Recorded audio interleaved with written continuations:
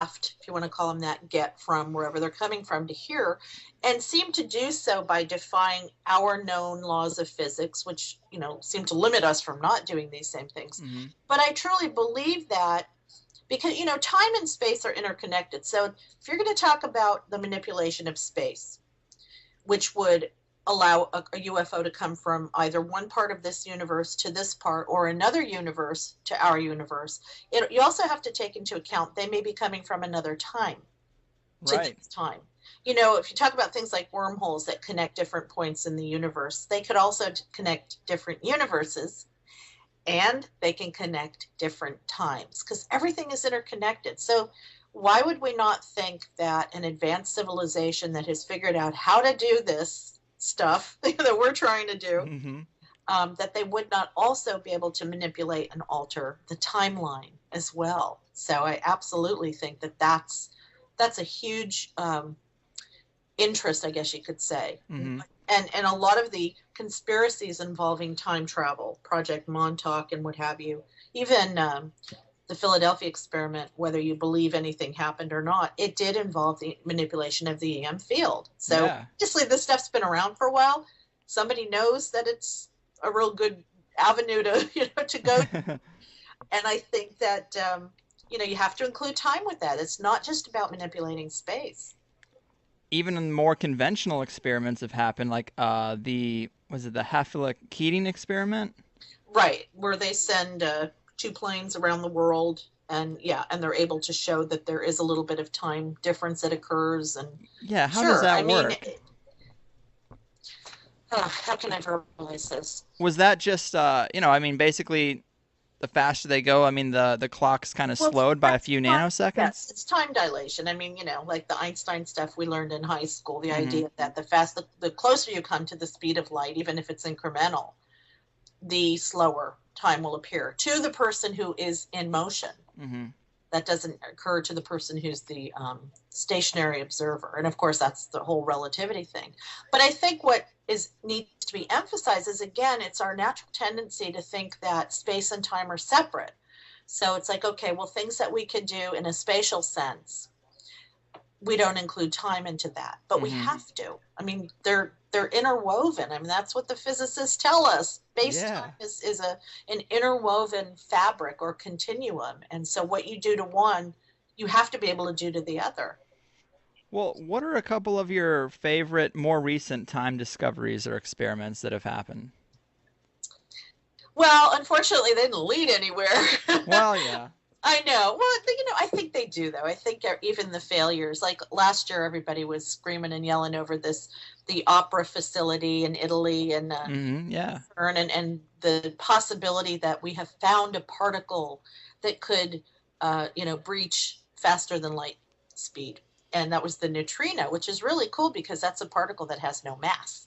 Right. How they were able to measure it, I'm not even going to get into it. I don't even know. But so they did an experiment. They duplicated it actually several times, and that's what got everybody excited. Oh my God, we finally found a particle that can go faster than the speed of light.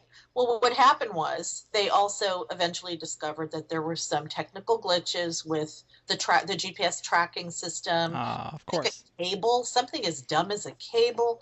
And the reason why they kept getting the same result is just simply because they didn't know that those anomalies existed. So the test just kept coming out positive.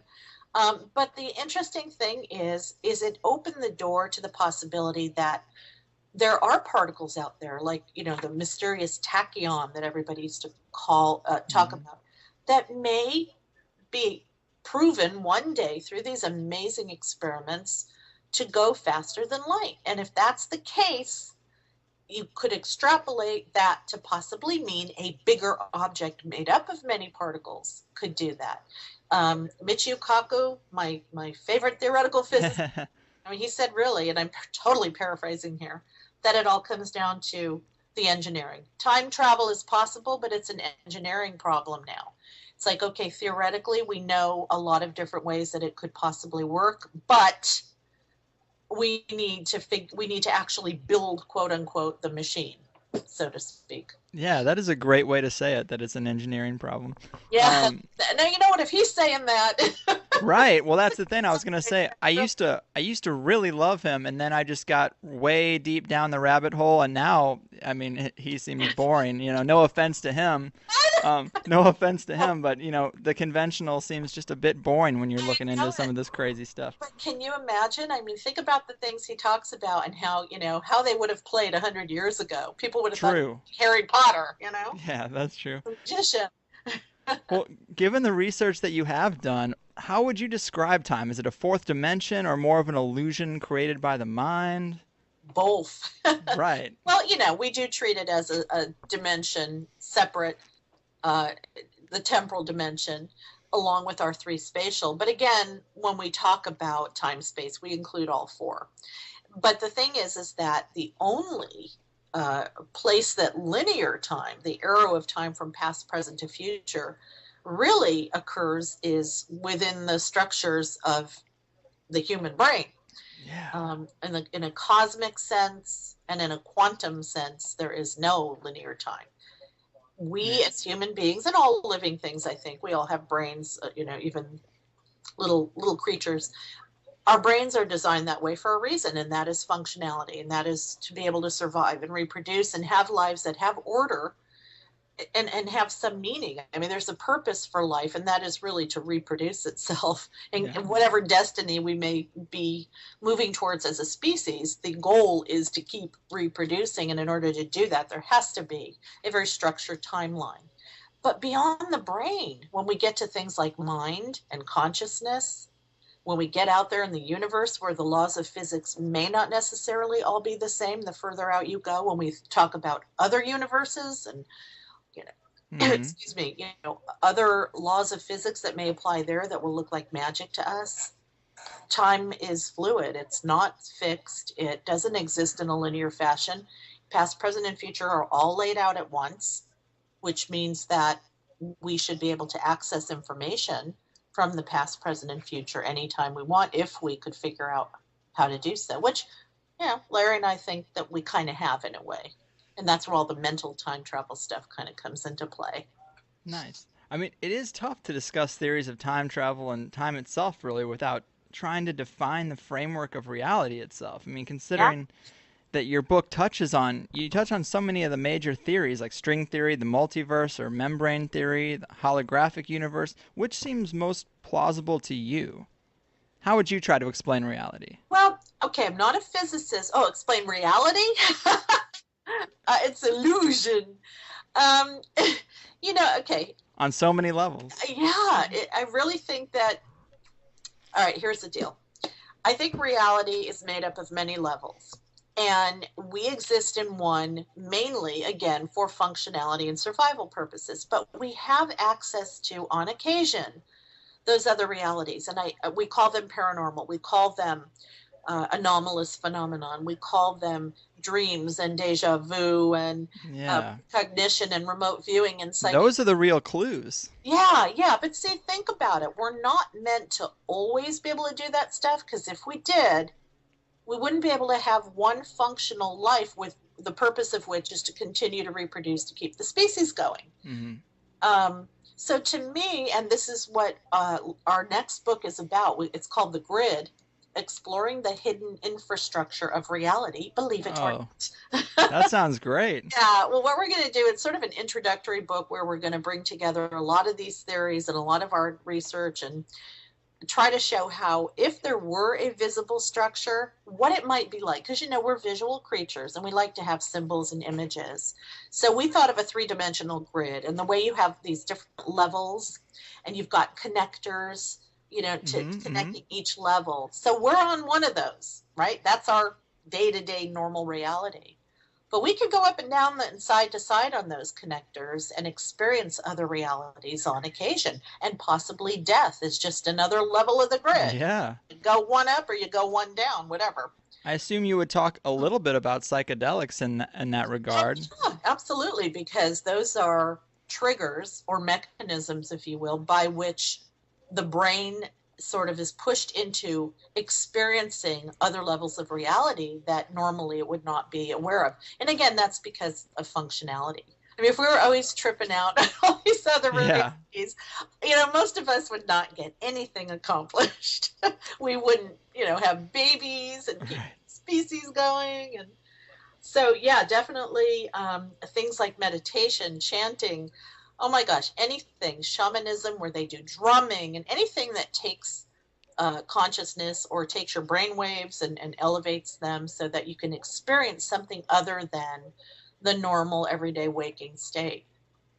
I mean, I've had a couple of psychedelic experiences that, to some friends of mine who haven't, they write them off as a hallucination because that's the conventional model.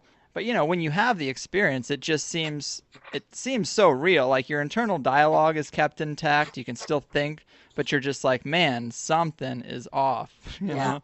Yeah. Well, Uh, what's funny? There was an article, I think, God, last week, that you talk about hallucinations, how ironic, that talked about how, again, for the longest time, people thought hallucinations were just a triviality. And hmm yet they, like dreams, can seem 100% real to the brain. So the brain doesn't differentiate between a very vivid hallucination or, say, a really vivid dream. And you and I talking right now in what we consider to be our waking state, those are different realities to the brain. And if you've had a dream where you something really sad happens, you cry, you feel emotion in dreams, you feel terror, uh, you yeah. know, their sexual dreams. I mean, our bodies and our brains react to those experiences as if they were just as real as the waking state. So even hallucinations now are being taken a little more seriously. It's about time. Yeah, dreams are a messed up thing because you'll be sleeping with your partner and you have a dream that they cheated on you and you wake up and you're kind of like, what the fuck, you know? But You and start they're to get all testy and like, what did I yeah, do? and I do. you know it's stupid, but it's like you can't. You wake up in a slightly bad mood. It takes a minute to shake it off. It does, and that proves just how realistic what happens on the other side of sleep really is. I love it. I think it's so cool because when I started to realize, I never bought into that whole thing about how dreams are just your subconscious trying to, the Freudian stuff Try to work speak out. to you. Yeah, well, and I do think that does happen, but I really think of dreams as more of experiences of other universes, other realities. Maybe we're slipping into the multiverse and and that's why things seem so bizarre in dreams because we're operating in those multiverses with different laws of physics. So it looks like magic. You can turn into a pink pony, or you can fly. Yeah. I mean, yeah, I'm sure Freud was right on some of that stuff. Pretty sure if you keep dreaming of plane crashes, it means your life is a mess. But at the Well, same time, I think people know the difference between maybe a symbolic dream and one where they're in another world. yeah. I mean, I know you're familiar with Anthony Peake. Yes, yes, we're doing Yes, a lot of the similar work too. true. His book came out is about time and deja vu and all that stuff. Oh, he's great. I talked to him a while ago. Maybe it was even almost a year ago. But something I discussed with him. It's like I like the idea that our dreams are just as real as our waking life. It's just a different type of reality. But Right. when when you have sex with someone in a dream and you see that person, if I feel like shouldn't they remember that experience? Is that not them? Is it a manifestation of them? Their doppelganger? Yeah, That's a really good question. And the thing is, well, either they don't want to admit that they know, or, I think that there are people that are more sensitive to these other realities. So it could be that they didn't even, you have dreams that you don't remember, right? mhm, And then you mhm. have others where you could remember vivid details for years. I have waking life I don't remember. Yeah, I can't remember my 20s. I don't know. I think that's a really good question, but I think it could be either um, they're just not on the same wavelength, so to speak, in terms of remembering dreams, or it wasn't quite them in this reality. It was them in a parallel universe. So consciously, they don't have memory of it. But for some Yeah. reason, you do. I don't know. That's a good question. Usually that's called date rape, but it's some form of dream rape, I guess. Oh my God, that's funny. Well, hey, let's talk a little bit about some of the time mysteries and the conspiracies that you wrote about. Oh God. What about the John Teeter situation? What's your opinion of him? Well, I gotta be honest with you. I don't remember this happening. I mean, at the time that it happened in the early Mm-hmm. 2000s, for those of you who don't know who John Teeter is, he was a, excuse me, alleged time traveler that showed up on internet bulletin boards back in, I think, the year 2000, Yeah. 2001, and just all of a sudden started posting um, that he was a time traveler from the year 2036. He was trying to get home. He had been sent here from the future to pick up an archaic IBM computer system from like the 1970s for whatever reason. Yeah, that was sketchy. Yeah. And, for some reason he didn't go home right away. So he ended up posting all kinds of information about this time machine that he had created and how it worked, how it was manufactured by GE. And, a lot of his science was right on the money. I mean, he obviously, excuse me, knew a lot of the research that was being conducted into different time travel theories and mechanisms by which you could create a time travel device. He was up on all that. But he Mm, started also posting like predictions and right. almost prophecies. Very few of them came true. Most of them were so vague that they could have come true. You never would have known. Right. And apparently he kept a time travel device in a back of a 1967 Chevy Corvette convertible. And I only giggle just because but he did A post little Back to the diagrams. Future. Yeah. Yeah. He posted diagrams and an instruction manual, and a lot of people that looked at it said, hey, there may be something to this. I know he was on Coast to Coast. Art Bell had faxes with him and conversations, but then he just kind of vanished. He And went home. yeah, probably, yeah. Or maybe he went back to 1975 to get another IBM and got stuck there. Who knows? But there was a lot of speculation as to who he might be, or if it was just one big. It was the beginning of the viral internet fraud. Who knows? Yeah. He was just one of many people that have shown up claiming to be time travelers or claiming to have been part of some government experiment, some, top secret time Right. travel experiment. And the thing is that how do you prove that they were and how do you prove that they weren't? I know. I mean, another one of those guys, a pretty out there time travel conspiracy is the Andy Besides Bishagio. I Bisagio. know I'm Italian. I have Yeah. a hard time saying his name. Andrew Bishagio. Bishagio. Totally agree. The Yeah. Project Pegasus. Let's say it that way. But This I definitely think weird time travel experiments have happened and been done in secret. But I wrote a pretty disapproving piece after I attended one of his lectures in San I was Diego. Hey, did you ever actually hear him speak? Okay, so yeah, Yeah, I think he's full of shit, but I can never be 100% sure, but it's just that he gives a presentation in 2011 saying that Carter, Clinton, Bush, and Obama would all be president. Well, where was that presentation in 1970, exactly. when it mattered? It's like after the fact or when we're pretty sure we could have made the same prediction. Yeah, and when I asked him who the next president would be, I'm like, give me something in the future. Man, You time traveled up until today, and that's all you know. that's He it. he said he would be the next president. He Uh, expected himself to be the do next you know president. that he's running? I swear to you, he's running for president for Oh, 2016. well, it's just, I You mean, yeah, you can his run, campaign. but Let's work on his campaign. No, I mean I laugh too because I feel just like you do. I've listened to interviews. I've heard him. I've seen the YouTubes. What he's really, what's really intriguing about him is the level of detail that he retains on these experiences. Because you think about, when people lie and they make stuff up, they don't always remember the fine details unless they have one of these photographic memories or it's all written down and they're reading off a script. true. So, and I've heard a lot of people say I was blown away by his detail, the level of recall.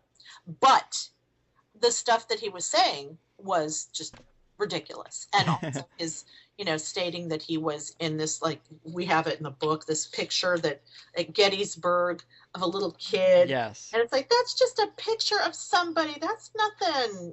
That could be anybody. And Right. He claims he time traveled to the Gettysburg Address, and there is a picture of him captured, and that it was in Time magazine. For those who don't know, but yeah. yeah, it's just a picture of a kid in during the Gettysburg Address, I guess. Yeah, And but he's claiming that the kid is dressed in a way with like these big street shoes Hmm. where you would be able to identify him as not being of that time. But I looked at that picture and I looked at that kid's clothing, and he looks like he could fit into that time frame perfectly. And there have been Yeah. other time travel, urban legends of people that looked like they were out of time. They were dressed differently, but they've always been discredited by somebody who said, at that time there were clothes available that looked like that.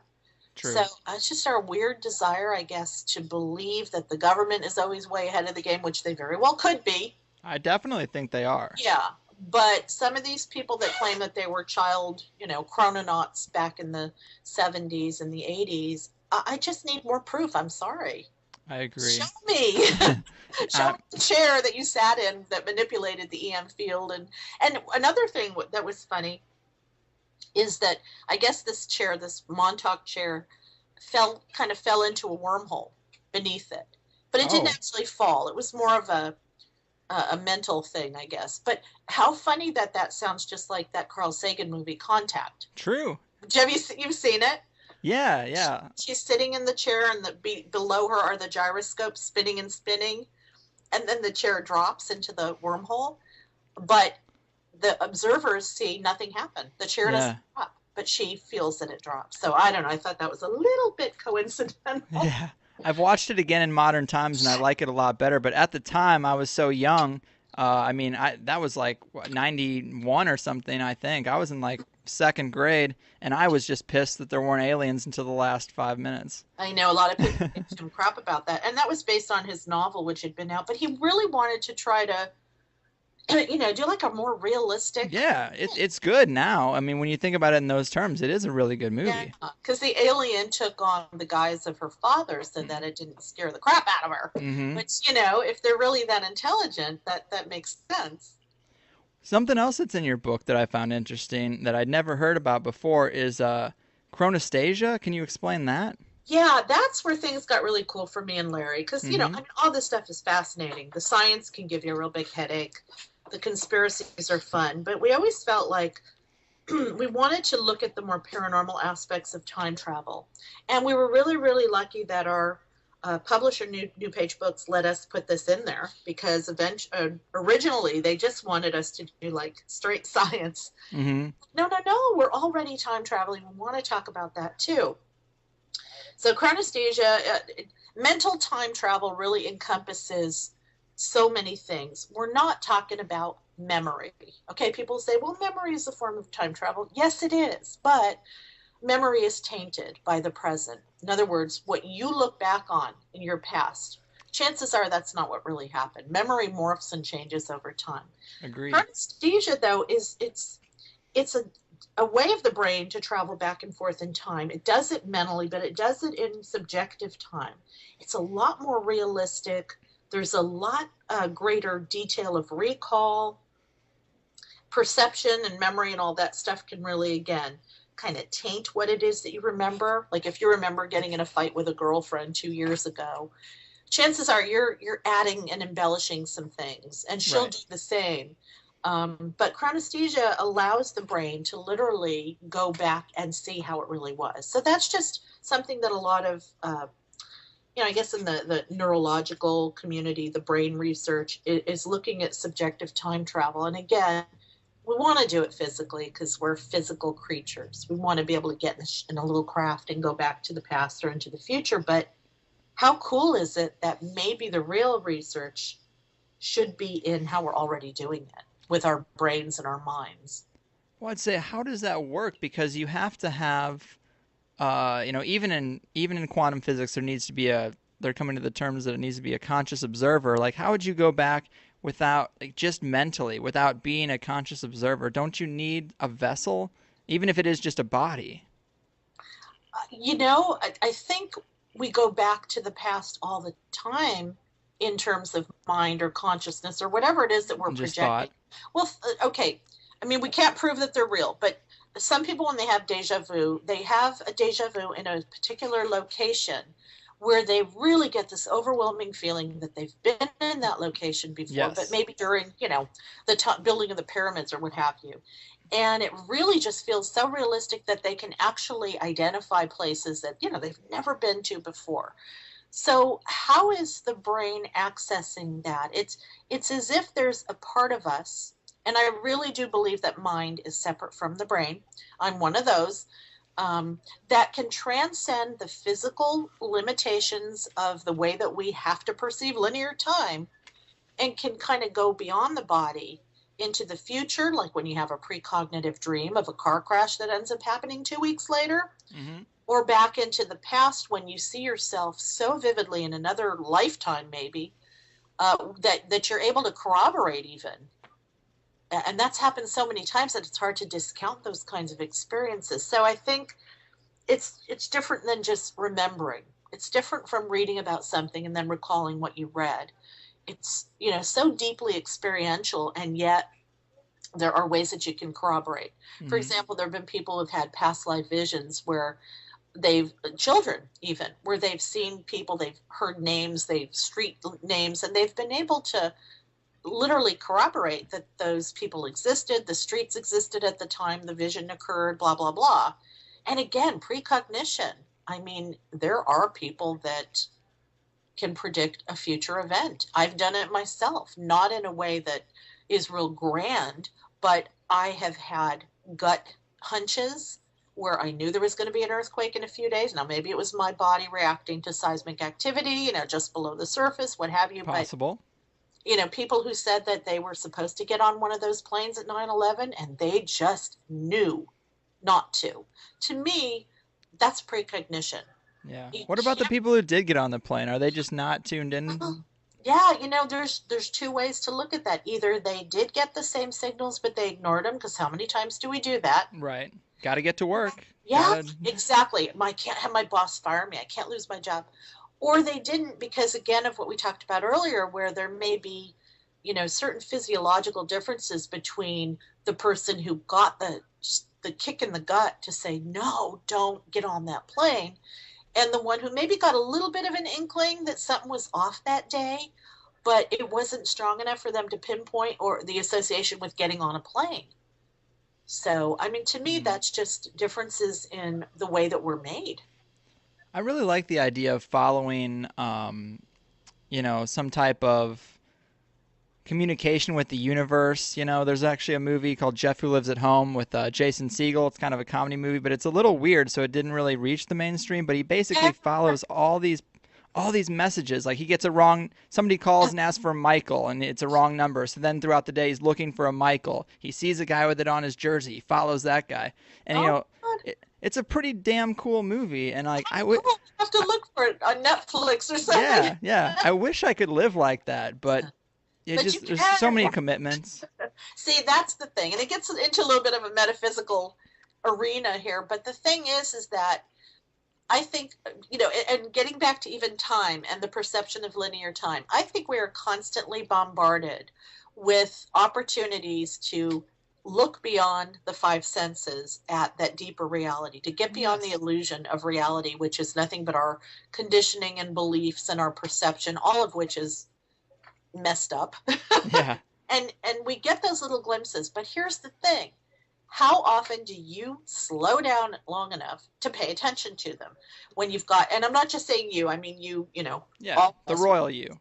Yeah, when we're on the computer or we're on Facebook, we've got our faces buried in our cell phones. We don't even talk to each other. How do we ever slow down long enough to get the signals, synchronicities, the intuition, even gut Hmm. instinct is trying to tell you something. And I really know so many people that blow right over all that communication from the universe because they're focused on getting to work, getting the kids to school, finding something to eat, fighting with their spouse or their girlfriend or boy. I think everybody gets those signals, but not everybody will pay attention. True. There's actually another strange phenomenon in your book that people make claims to, which is the time slips. What Yeah. what are some of the more interesting cases, like the principles of St. Hugh's? That was a pretty interesting one. It's funny because the reason why we wanted to include that is because we were talking about missing time. And Larry and I've written about missing time because we both had missing time experiences that were very similar, where he was with a group of people that actually lost 2 hours of time together. I was Wow. myself on a freeway in Los Angeles. So, I'm a huge fan of Jenny Randall's and the work that she does. She's written some brilliant books. Her book, Time Storms, looks at time slips, time travel, time shifts, time anomalies of the yin yang. But a time slip is nothing more than you might be at a particular location, or you may be out walking or riding a bike, driving a car, and suddenly it's as if you're zapped into another time frame. And it could be the past, it could be the future.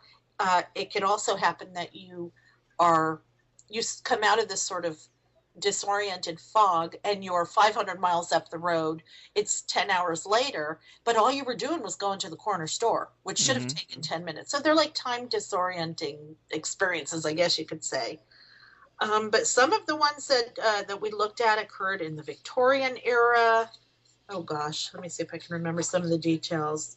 Well, consider the most famous time slip is the story of two English women that apparently had a time slip. This is way back in 1901 while they were walking through the gardens of Versailles, France, looking for a path to go to one particular place that they wanted to visit, which was the Palace of Marie Antoinette. And they both had just the same feeling of disorientation, which is always associated with time slips. And I can attest even that to missing time, that right before my missing time, I had an incredible period of disorientation to the point where I couldn't open a door. The door kept closing on me. Wow. Yeah, it was really freaky. So anyway, they apparently showed up at some deserted farmhouse. There were people that they talked to and came in contact with that were all dressed very much in Victorian type clothing, and they had conversations. And then, of course, when they came out of it, they really felt like, something. And here's the thing: if it would have just happened to one of them, we could easily pass it off as, well, maybe she had low blood sugar. It was just two people though. It happened to two people. Now that's an older story. For some really interesting newer stories, I again highly suggest Jenny Randall's book Time Storms, because she covers a lot of really current cases where people enter this weird electrical fog. It could be greenish even, where there's a lot of static, a lot of electromagnetic anomalies occur. People's watches stop. If they're in a car, the car dies, what have you, in this weird fog. And then when the fog lifts or they come out the other side, that time slip has occurred. So what is up with that? Because if, anybody who knows anything about the Bermuda Triangle, yep, there's the association with electronic fogs, a lot of UFO cases. And that's another thing about time slips and missing time, is there's a lot of association with UFOs, sightings, abductions, what have you. So it's just some really cool time anomaly stuff that's out there already happening to people, where they could be time traveling and not really want to do it in the first place. Yeah, I mean, another recent guest, Nick Redfern, he wrote about in his most recent book, The World's Weirdest Places. He talks about the Bermuda Triangle. I mean, I'm sure he also writes about, your ideas of these possible gateways or these portals. I love Nick. He's awesome. And he's one of the groundbreakers of, when I wrote my book, Science, which was my first real big nonfiction book, I interviewed him for it.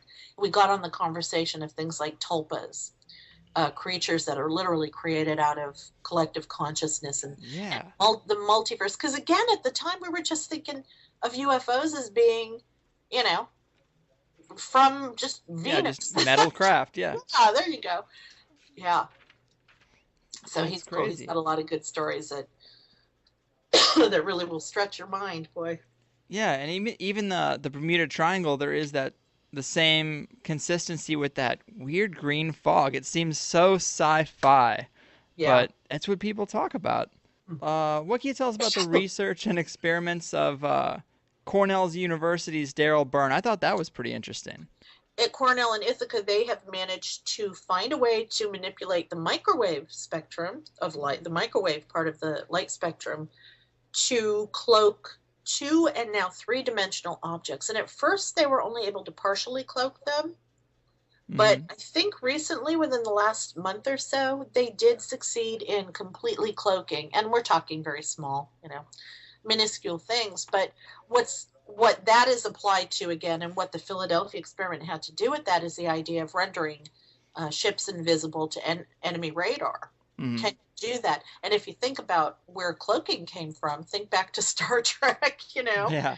and the cloaking devices. And God, I think even Star Wars used that as a device. But yeah, Cornell is doing a lot of cool stuff. They are also doing a lot of stuff into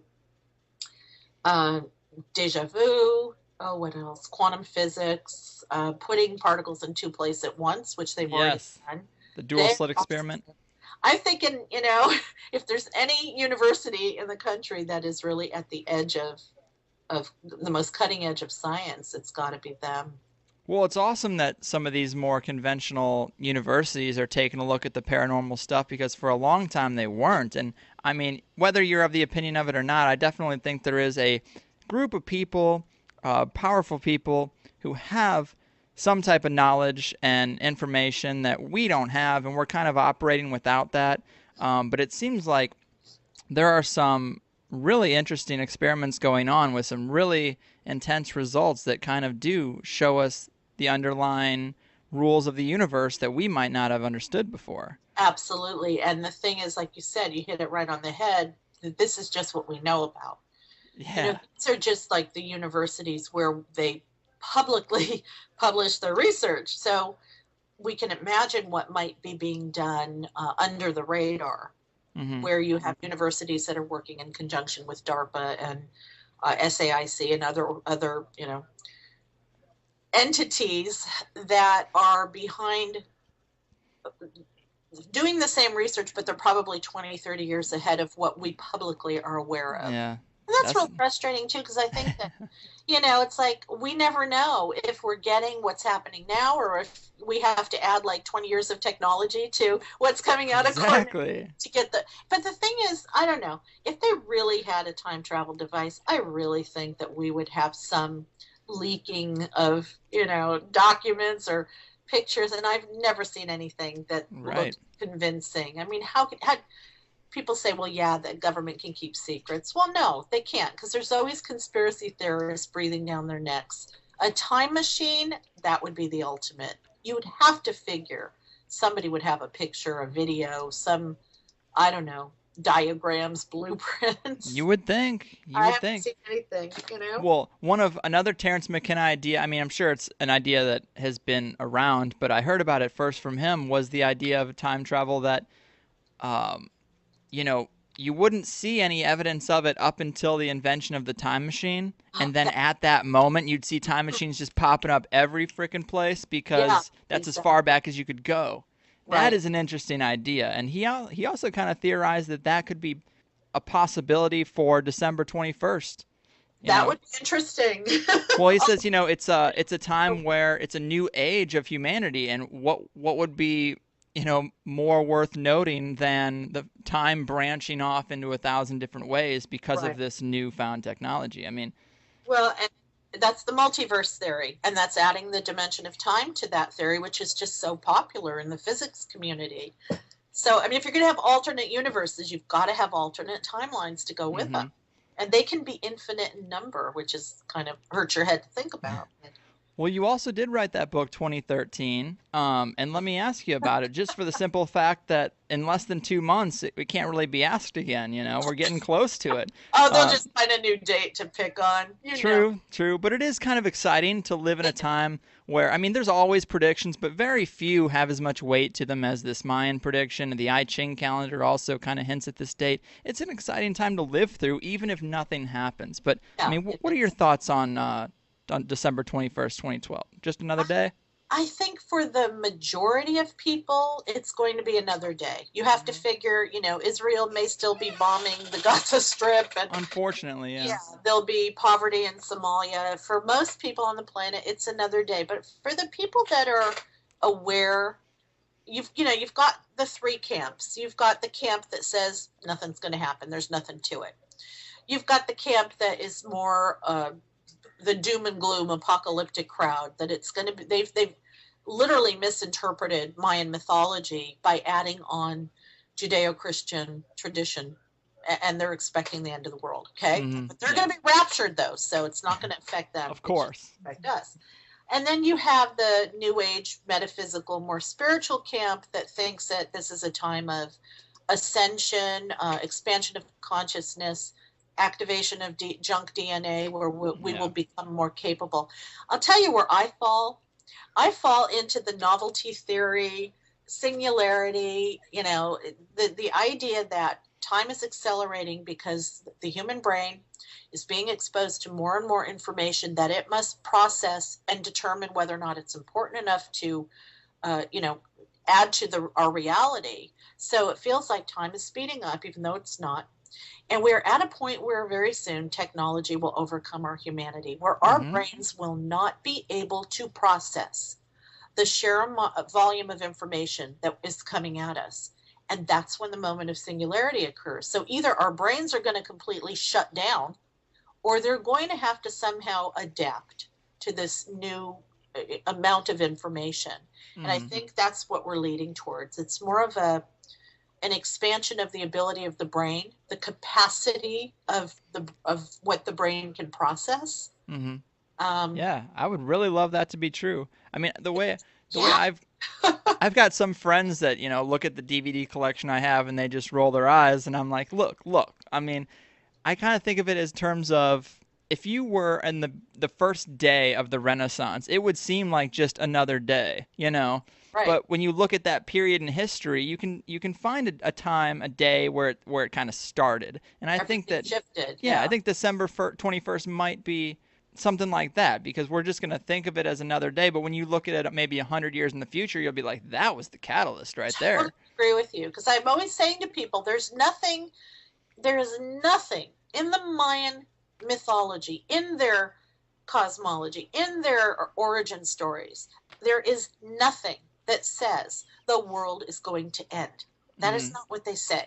That has been that is interpretation that has been added on over the last couple of thousand years by Western, trying to apply the Right. Gregorian calendar to their calendar, which is impossible, changing dates, manipulating, forgetting about leap year, this, that, and the other thing, and then piling on Judeo Christian or Western belief Right. onto a very pagan mythology. But here's the thing, they did believe in cycles. They did believe in world ages. They did believe we're coming to the end of one. But in their eyes, it was the end of life as we know it and the beginning of life, a Right. paradigm shift, so to Which speak. makes me really like the idea that a time machine would pop up there because then you don't need to keep track of the cycles anymore because it's totally off the radar.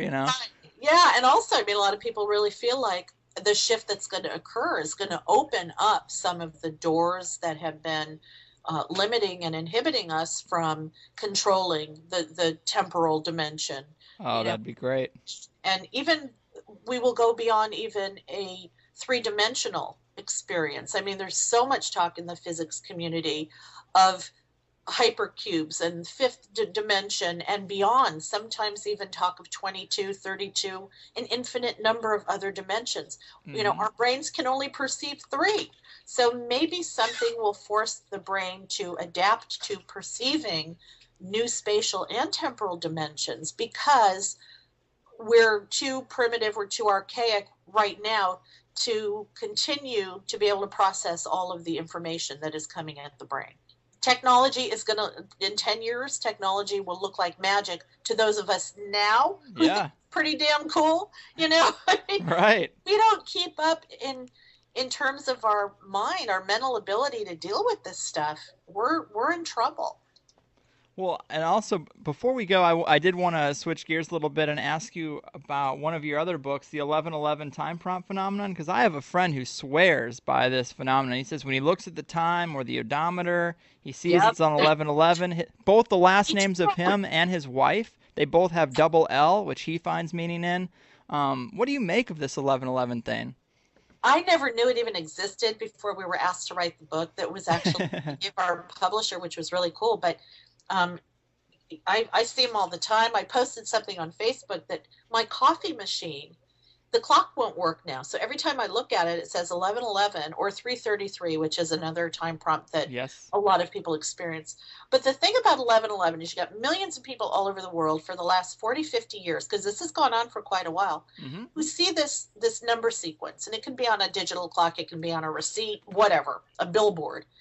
And where Larry and I were able to make the connection is that whatever happens on December 21st, 2012, next month, the winter solstice, which was critical to the Mayan, to their Uh-huh.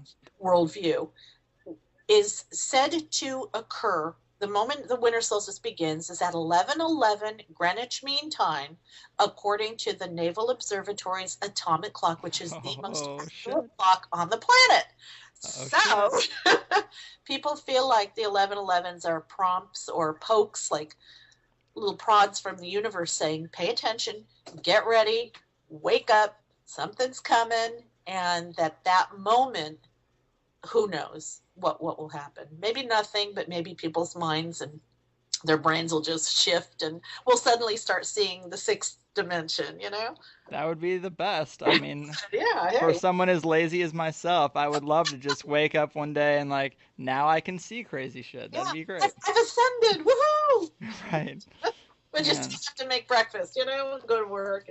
But no, I think that a lot of people feel like they're wake up calls to just get present, pay attention to what's going on. And you know what? That's not a bad thing to do anyway, regardless of December 21st. Correct. Yeah. Well, Marie, you have an amazing body of work, but I'm sure you're not just kicking back and waiting for the apocalypse. What else are you working on? Well, Larry and I just signed with a new publisher, Hampton Roads Hierophant, to write the book, The Grid, which is about our attempt to give a structure to reality. And oh gosh, we've got a couple of screenplays that we've optioned that are, one is in pre-production called 19 Hertz. Oh, that's interesting. Yeah, it's based on our book, The Resonance Key, about the power of sound. Uh, Nice. just all kinds of stuff. Yeah, next year is going to be a busy year. Nice. Well, where can people check up on you? You have obviously you have a website. Yeah, my website is mariedjones.com. My website with Larry, my partner, is Para Explorers, P-A-R-A, paraexplorers.com. I'm on Facebook, Marie D. Jones author, Twitter, LinkedIn, and Larry and I have a Facebook page for Para Explorers, so we're everywhere. You gotta have it all these days. I know. Well, hey, Marie, it's been an amazing conversation. I really loved it. It Yeah, has. Thank you. I wish you the best of luck. Hopefully, we can talk again when your new book comes out. The Grid sounds amazing, very matrixy, which I'm really into. Um, Absolutely. well, hey, people, check out This Book is from the Future and all of Marie's books. I'm sure something will interest you. And again, it's been a real pleasure. Thanks. Oh, thank you so much. All right, enjoy your day. You too.